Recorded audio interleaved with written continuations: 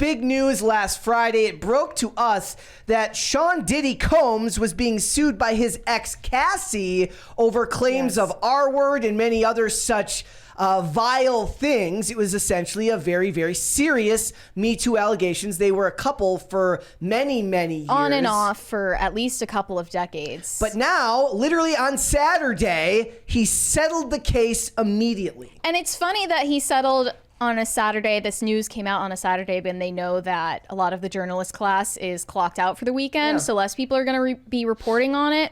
And here is his statement from his attorney, Ben Brafman.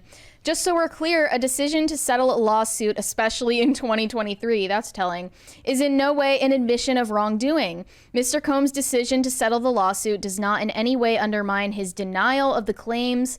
He's happy they got to a mutual settlement and wishes Ms. Ventura, Cassie, the best. Well, I mean, I don't know if he's happy about it. So do you think that the payout is close to the $30 million which she asked for under the threat of writing in a tell-all book? I bet you it is. I mean, like $30 million is a lot of money, but to a guy who's worth $1 billion, I guess it's just the cost of doing business. Maybe it's 10 million. Maybe it's not going to hurt his pockets that much. But you showed me these pictures of him where he's looking sick. Yes, guys, look at this photo of him. Yikes! Where did it go here? I had it pulled up. There it is. He just looks sad. First of all, he looks constipated. He's going in the first through it. photo, and in the second one, he's like $20 million. What the hell? I can't afford that. But he can. But he can afford it. You pulled up. There was a poll that Colonel Kurtz. pulled up. Colonel Kurtz posted this really interesting poll. Friend of the channel. Yes, friend of the show.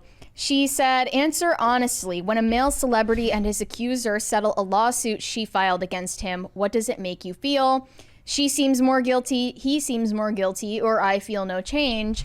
And even though this has nothing to do with the facts of any of these cases, I voted he feels more guilty. That was my gut feeling. And that's really all you have in these situations. What happened between Cassie and Diddy behind closed doors is literally anyone's guess. That's why I don't think it makes him look more guilty. My gut feeling is just that. And I'm being honest about my gut feeling, not my actual opinion. My initial instinct was that he was probably guilty, but to me, signing a settlement this quick doesn't scream more guilt to me. What it screams is we're looking at a he said, she said, in which he loses no matter what. As long as it stays in the media cycle, he loses no matter what. So the best thing, I mean, it's literally what they call it. These are oftentimes they're quick payouts. I mean, companies do this all the time to slip and fall artists, right? You sue them, they sue you, and then you just pay them a settlement right away to get it out of the news cycle so that they can't drag your name through the mud. And these type of cases are designed to drag a name through the mud because there's no facts to speculate on.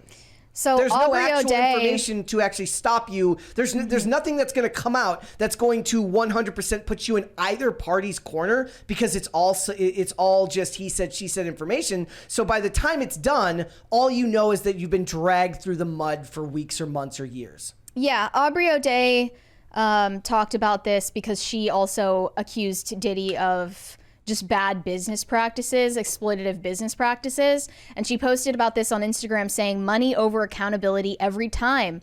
Welcome to another chapter of the system is well in place.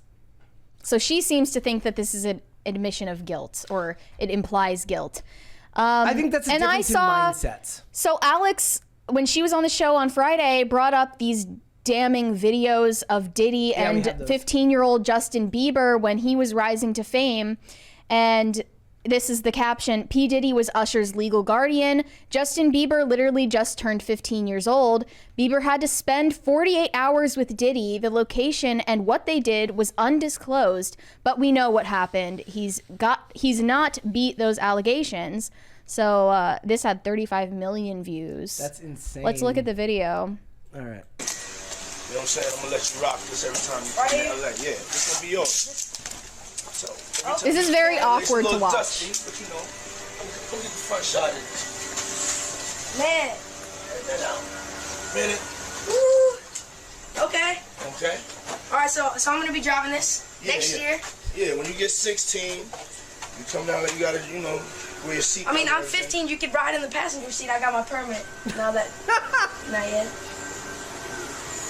No. 16. You're not ready. 16. Let's slow down. Let's slow down, Josh. Okay. And slow down, okay? One step at a time. But yeah, the keys is yours when when you get 16. You good to go. I'm good to go. Yeah. All right. Then when you get 18, you get the house. You get the mansion. Okay. I get the mansion. Yeah. Now this next part, So it gets where are weird. we off to now? Where would you like to go? I mean, wherever you want to go. Where are we going? So check this out, yo. Justin, you ever seen the movie 48 Hours? Right now, he's having 48 hours with Diddy, him and his boy. They're having the times of their lives, where we hanging out and what we doing.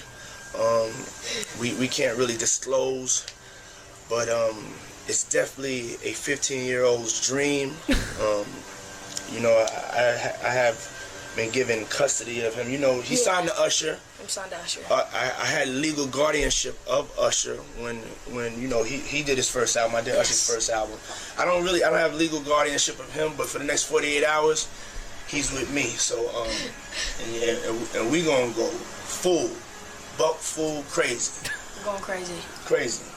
I'm taking this out tonight. What you wanna do? What you wanna do over the next 48 hours? 48 hours. Let's go. Let's just go get some girls. Let's go and get some Chuck E. girls. Cheese. Man.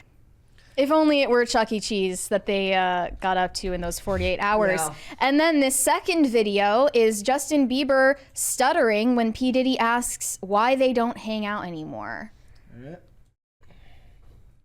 Everything's good? Selling out arenas and everything? Starting to act different, huh?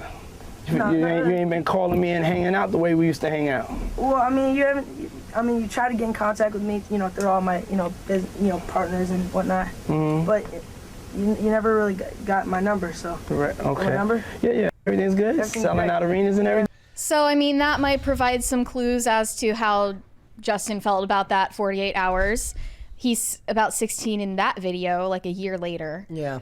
And this circulated another tweet that said, the way parents willingly let their teenagers around adults they don't know in an attempt to make them famous will never be lost on me.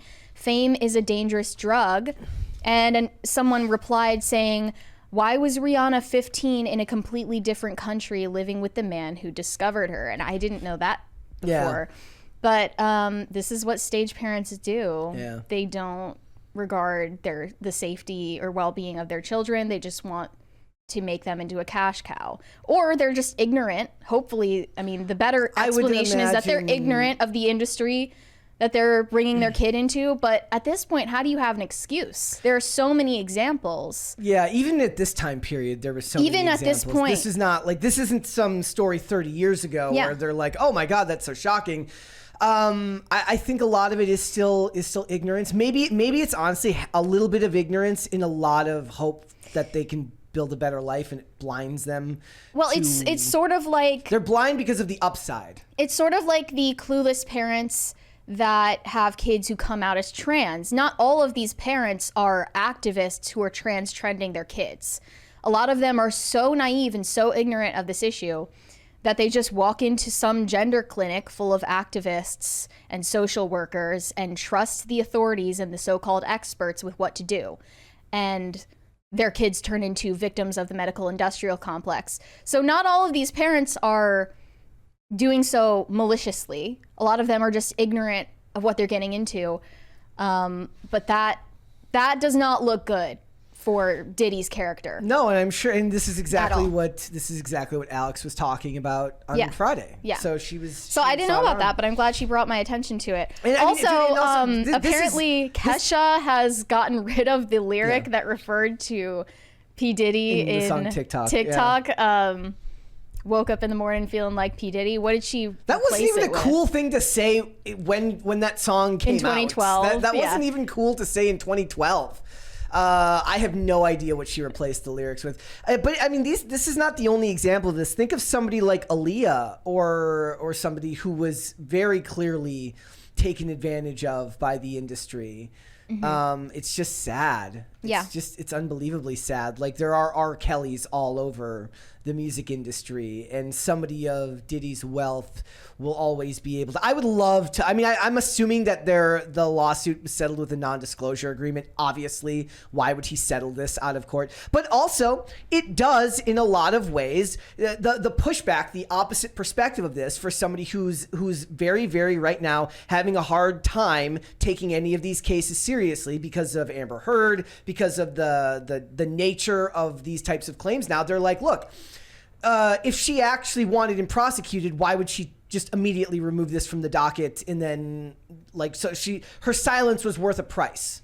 There was no police investigation. There was never a police investigation. But I'm saying, but what they're saying is it looks that way because the average person isn't going to correlate between the two. They're not going to separate the two. They're going to say, so what you're saying is your silence was worth it for a certain price, and a lot of people have a hard time with that. And obviously, that's not necessarily the case here. But if you bring that up, you're shaming victims. Yes, so it's hard to look at stuff like this. It really does. A lot of times when I see stories like this, I think like it's kind of like when they talk about corporations, when they say like a fine is just legal for a price, right? And it really does feel like the richer you are, anything can be gotten away with enough money, and that's just sad and depressing. Right. Thanks for watching. Listen to full episodes of Pop Culture Crisis on Spotify. Keep up with us on social media and make sure you subscribe and ring that bell so you never miss the show. Bye, guys.